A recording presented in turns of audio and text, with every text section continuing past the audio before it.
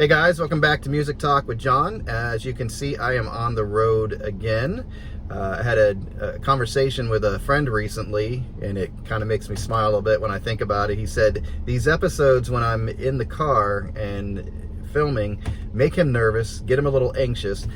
He said, you know, because I'm on the road and I could be distracted, and it makes him nervous watching the whole episode.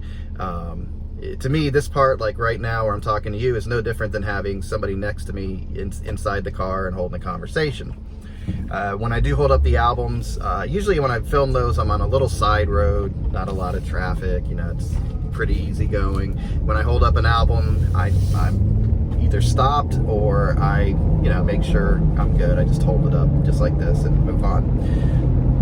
But so rest assured, everything's safe. If you're watching right now, and I'm sure he will be, I'm okay. I'm not going to wreck the car.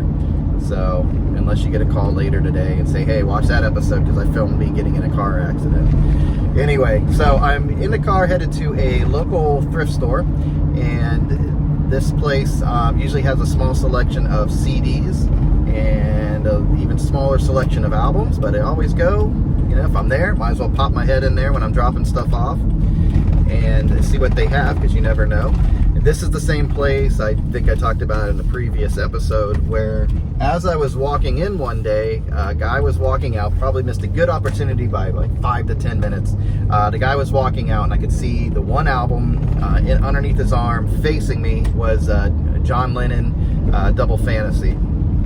And I pretty much knew my chances of finding something that day were done, and I was correct, because by the time I got in there and checked out the albums, it was just your scraps, your leftovers, nothing anybody today is really looking for, nothing of value, just your regular old stuff. So I'll see if my luck's a little bit better today. I never give up, because you never know.